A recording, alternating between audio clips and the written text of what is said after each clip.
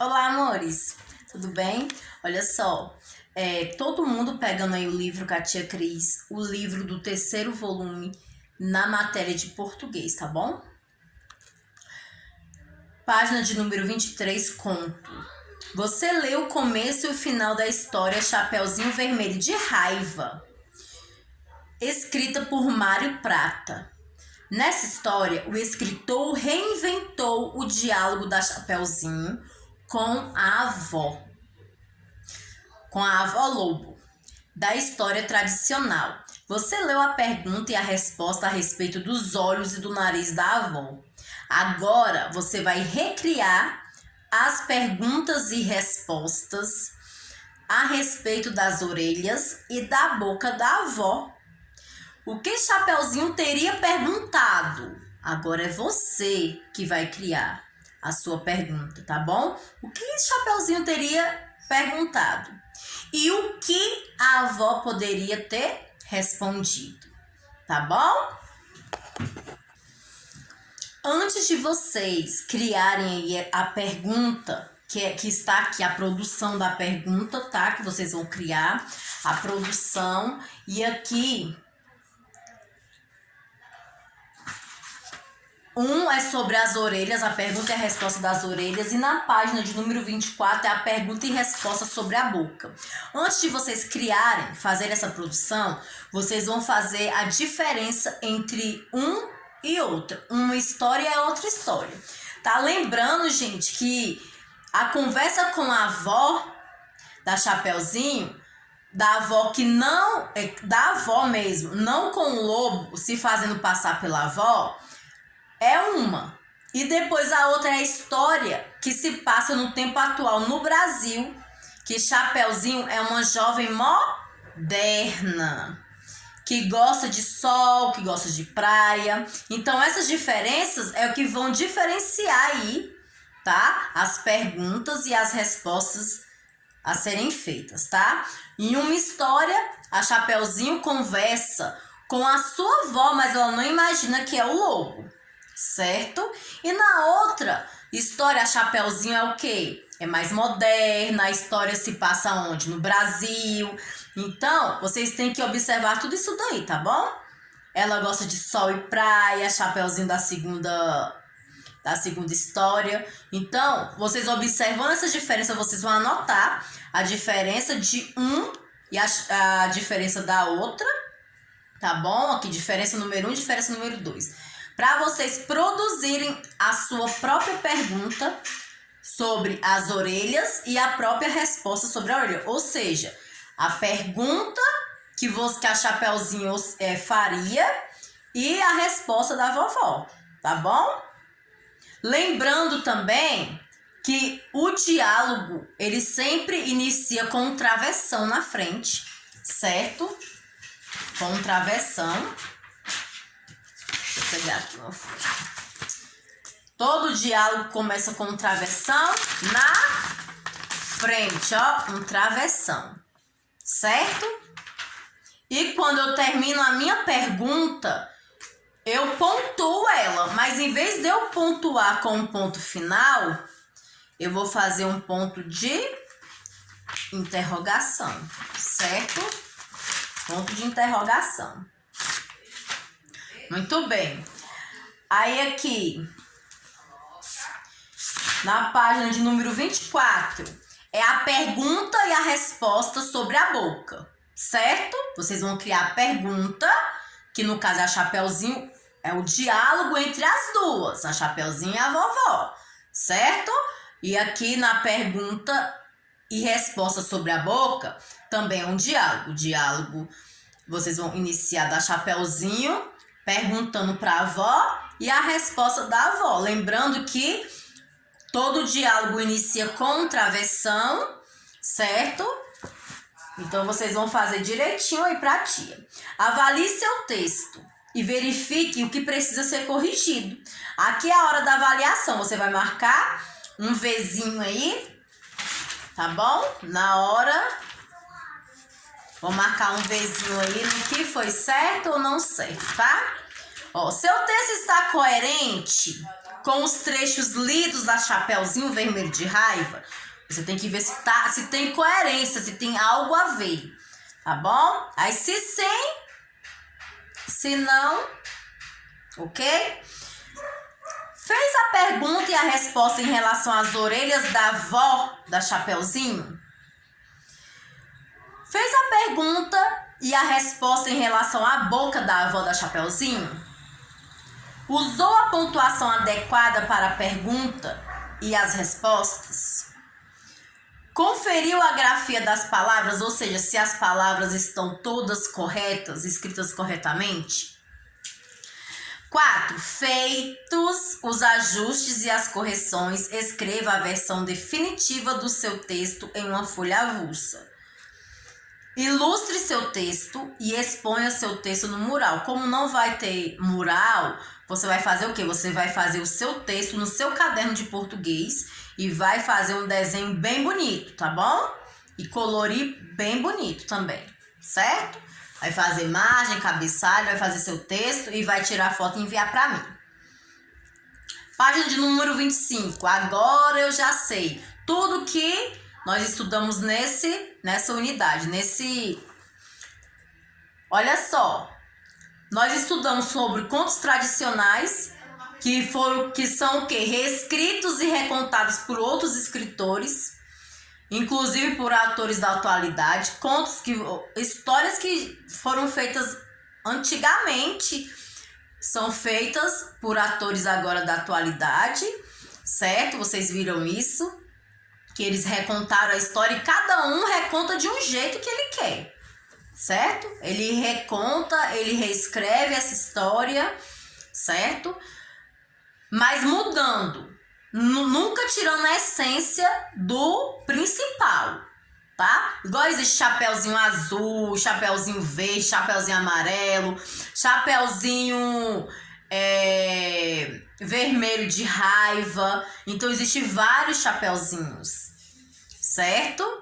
Chapeuzinho Vermelho, uma aventura borbulhante, que eu amo esse livro, tá bom? É um livro muito bom.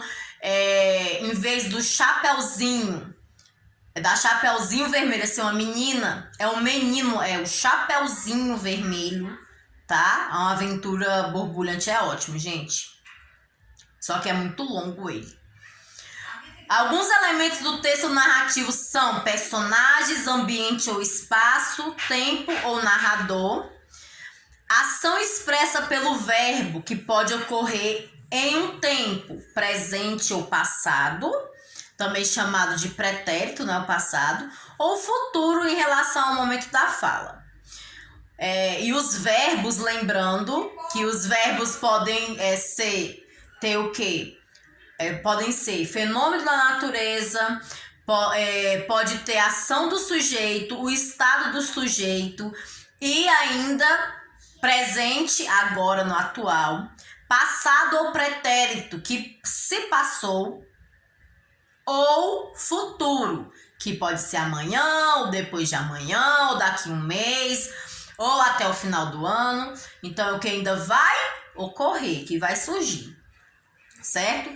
E também nós estudamos sobre as paroxítonas acentuadas na penúltima sílaba, que elas são acentuadas, porque existem paroxítonas que não são acentuadas. Por isso que tem a regrinha que nós temos o quê? Que aprender. Aí tá aqui, palavras que terminam com I e S, igual nós já aprendemos, né? Palavrinhas que terminam com L, R, an, ou ans, ão ou ans, tá bom? Então, essa regrinha aí das paroxítonas e das oxítonas, todas elas, você tem que estudar muito para você não cometer um erro na grafia na hora de fazer aí a palavra corretamente, tá bom, meus amores? E lembrando que toda palavra pró-paroxítono, ela é o quê? Acentuada. E a letra G antes da vogal A, O e U representa o mesmo som quando ela está com GU, que é com GU, ou seja, G ou GUI, GUE ou GUI, tem a mesma o mesmo som. Exemplo, gato, guerra, guitarra, gole, gula, tá bom? As letras S, Z e X podem representar o mesmo som, como exemplo, nariz, esquisito e exemplo. Aqui na nossa página de número 26, jeitos diferentes de informar. Você tem animal de estimação? Olha que bonitinho a nossa página. Aí aqui tá perguntando se você tem animal de estimação. Aí você vai marcar se sim, você marca um X no sim. Se não, você marca... Aliás, em vez de marcar um X, pinta que fica mais bonitinho, que o círculo é tão pequenininho, né, pra marcar um X. 2. Em sua sala de aula, quantos alunos têm animal de estimação? Aqui não tem como nós sabermos, né, meus amores? Então, vocês vão fazer essa estimativa aí com a família de vocês. A vovó tem animal de estimação? A minha tia, que mora um pouco longe de mim, tem animal de estimação? A minha prima, o meu primo... Aí vocês vão ver, vai fazer essa estimativa aí com as pessoas da sua família ou até mesmo amigos, tá bom? Quantos não tem animal de estimação? Aí você vai fazer essa pesquisinha aí e depois você vai colocar quantos que não tem. Porque não são todas as pessoas que têm animais, né? Ou por espaço que não cabe um animal, igual em apartamentos, tem lugares que não aceitam, né, animais de estimação. Então, depende muito. Aí vocês vão colocar, tá bom? 4. Se você fosse apresentar o resultado dessa enquete, como você faria? Aí você vai dizer como que você faria se você fosse apresentar o resultado dessa enquete aí, de quantos tem animais ou não. Gráfico, página 27. Leia um gráfico divulgado pelo Conselho Regional de Medicina Veterinária. Nós já vimos sobre gráfico, certo? Na matéria de matemática, mas aqui eles estão explicando também sobre gráfico na nossa matéria de português. Aí tem esse gráfico aí, certo? População total de cães e gatos na Ilha do Mel. Aí tem aqui o gráfico dos machos. Os verdes são os cães, os laranjas são os gatos. E as fêmeas? As fêmeas, cães também, né?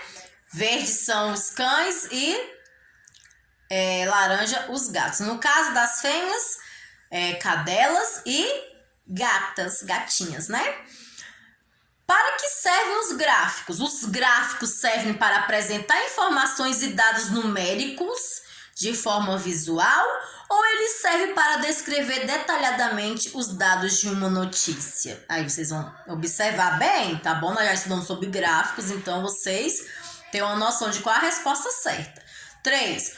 O que a indicação de 0 a 120 à esquerda do gráfico funciona? Aliás, informa. O que está informando aí essa indicação de 0 até o 120? Tá indicando o que aí?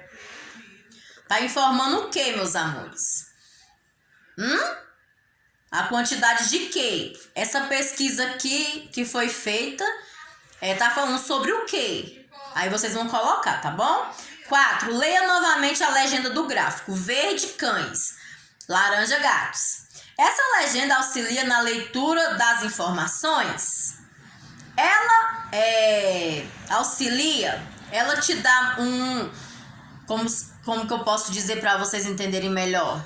Essas legendas aí, elas funcionam como a diferenciação das informações. Vocês conseguem diferenciar algo através aí dessas legendas?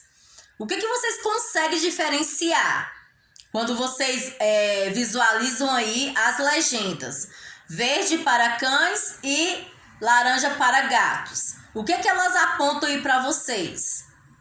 Tá bom? Ela pode tornar visuais o dado de alguns dados de certa referência do gráfico? Se sim, vocês vão colocar sim e o motivo, tá bom?